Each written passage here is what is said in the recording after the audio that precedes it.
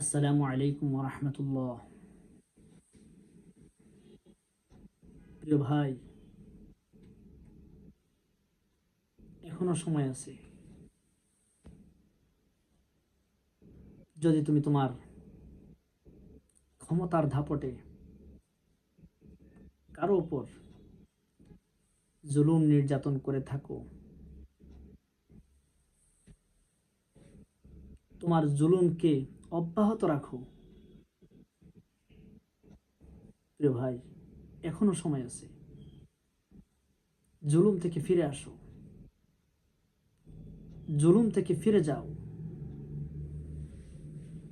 কারণ কোনো জালিম জুলুম করে সফল হতে পারেনি।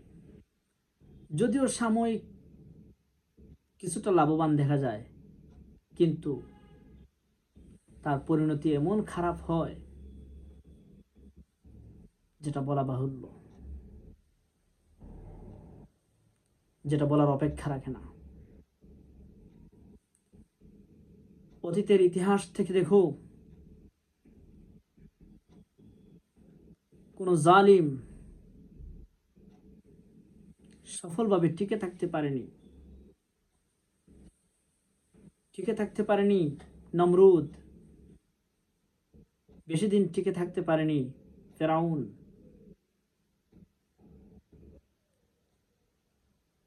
আরো আরো অনেক ঘটনা আছে যেগুলো তোমারও জানা, আমারও জানা। সুতরাং অসহায় দুর্বলদের উপর জুলুম না করে সহানুভূতি হোক।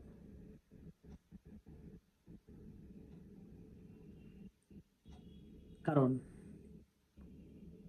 রব এবং মাজলুম এর মধ্যখানে কোনো পর্দা থাকে না। মাজলুম যদি রবের কাছে তোমার বিরুদ্ধে নালিশ করে বদদুয়া দেয়, তাহলে জেনে রেখো, খুব তাড়াতাড়ি তুমি ধ্বংস হয়ে যাবে। এজন্য ভাই,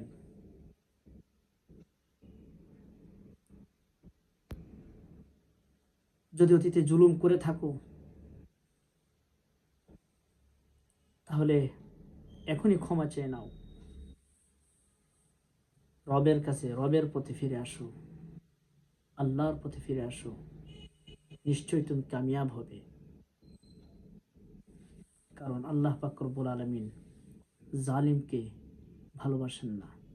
ইন্নাল্লাহা লা ইউহিব্বুয যালিমিন। জালিমদেরকে আল্লাহ রব্বুল আলামিন পছন্দ করেন না, ভালোবাসেন না।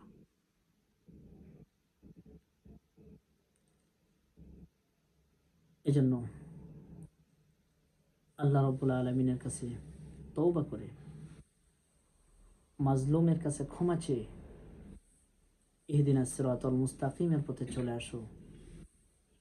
তোমার জন্য জান্নাত অপেক্ষা করতেছে। নিশ্চয়ই আল্লাহ পাক রব্বুল আলামিন জান্নাতে দেবেন।